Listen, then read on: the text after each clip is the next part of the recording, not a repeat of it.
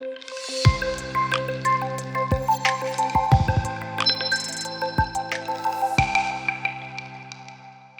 while back, I started to think about the fact that when Jesus Christ, arguably the most influential person in the history of the world, when he said the most important thing you can do with your life is to love God and love your neighbor, that he was actually including our next door neighbors. And when I did, I started to see people I'd never seen before, but that had been there all along, right under my nose. And I wonder if you've ever thought about what it was like for Jesus to love his neighbors, right? Or are his teachings more in our minds, these cerebral concepts with no real life context? Have you ever wondered if he knew the people that he bumped into? If he was rooted and grounded anywhere? Or was he more just like this wandering vagabond? Have you ever wondered if he had a home? And if so, what it was like? Well, the New Testament writers, Matthew and Mark, tell us that Jesus left Nazareth, where he grew up, and he went and lived in Capernaum by the sea. And when he did, he came to his own city. He came home. So small town Jesus grew up in Nazareth. But when he became an adult, although he would travel around that general region of the world doing ministry, he was based in Capernaum. And why is that important, right? Why is it important to imagine where Jesus slept and woke up during these stays? It's because Jesus wasn't some caricature without a body.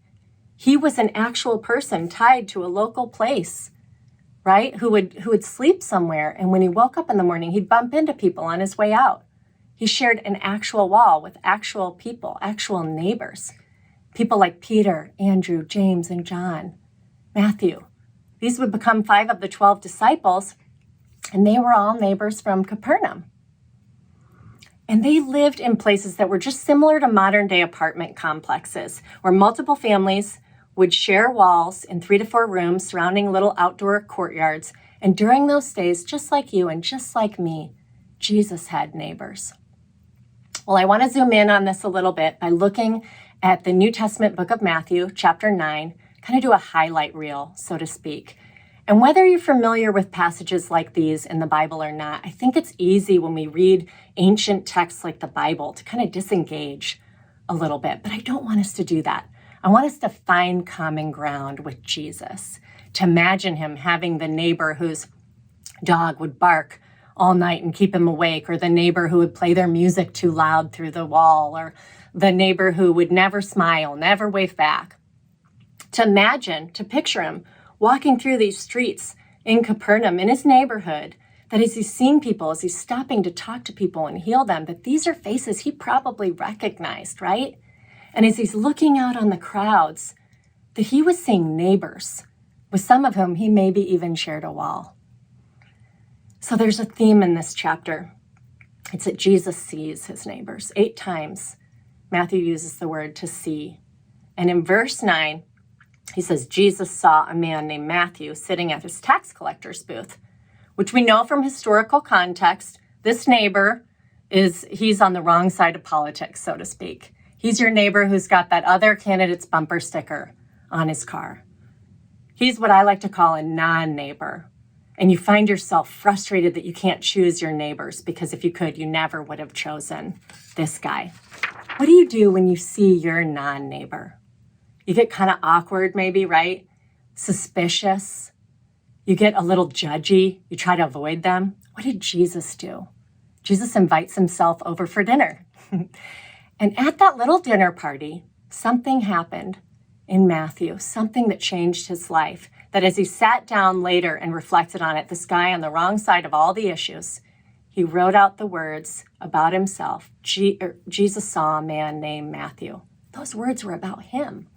That would be like me sitting down to write the gospel according to Elizabeth and saying, Jesus saw a woman named Elizabeth. What would those words have meant to me? What did they mean to Matthew? They meant everything, right? The next verse tells us that he started to follow Jesus. And his life was changed forever, so much so that we now hold the book of Matthew in our hands, all because Jesus saw a man named Matthew. And as a result, Matthew saw a man named Jesus. Well, next he introduces us to a man in the story named Jairus. And Jairus is a leader from the local synagogue. And he's come to Jesus in a place of brokenness. His daughter has just passed away, and he's begging Jesus to come to his home and to heal her. So if Matthew was the non-neighbor, who's Jairus? Jairus is kind of our Instagram neighbor. He's that person who you see the outside, you see a version of them, the got it all together version. You see them, their position, their stature. Jairus has power and influence, right? You see that, their position, but you don't necessarily always see them as a person. Jesus sees Jairus not just his position, but he sees him as a father who behind his front door is desperately hurting and grieving. Jesus saw a man named Jairus, and Jairus, as a result, saw Jesus. Next, we meet a woman who interrupts the story. We feel this interruption because Matthew says Jesus literally turns around and sees her. This is a woman who's been sick and bleeding for 12 years. No doubt she's been ignored, isolated, and invisible. And we have these neighbors too, right? Our invisible neighbors who, they're right around us. We can maybe make out a shadowy figure of some sort, but they're faceless, they're nameless, they're anonymous. And we keep it that way by staying busy and distracted on our phones, our invisible neighbors. But Jesus didn't keep it that way. He saw her and he healed her, and she saw Jesus. Matthew wraps up the chapter by telling us that Jesus is going throughout all the towns and villages. He's in their apartment complexes, right? He's at the dinner tables. He's neighboring, as I like to say. And at the end of the chapter, he says, Jesus looked out and he saw the crowds and he had compassion on them because they were harassed and helpless like sheep without a shepherd. What did he see when he saw the crowds? Did he see a mob, people to get away from, a bunch of faceless nobodies? No, he saw neighbors. He saw them. Did they look harassed and helpless? Maybe, maybe not. But he saw past their exterior into their true spiritual condition. That they were, as Francis Schaeffer calls us, glorious ruins. Glorious ruins. And wherever you live, whether urban, suburban, or exurban, your neighbor carries with him or her at all times both a glory and a ruin. A glory which motivates our respect, and a ruin which motivates our compassion.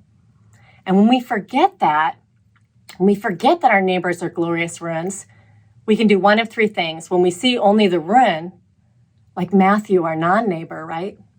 When we see only ruin, we judge them. When we see only glory, Jairus, if we only see their position, we envy them. But if we don't see them at all, we just ignore them. They're invisible to us, right? What about you? What about your neighbors? Do you have that non-neighbor where you see only ruin and you judge? Do you see only your differences, the things that you don't have in common? Maybe it is ruin, but maybe sometimes there's a perceived ruin because frankly, they just don't look or act or think or do things the way that we do. Have you forgotten that they carry with them at all times the glory of the image of God? They've been created and designed with dignity. They have great worth. Sometimes it's harder to see, it is, but the glory of the image of God, it's there. Or do you see only glory and you envy them and you see they've got it all together? You think they don't need Jesus.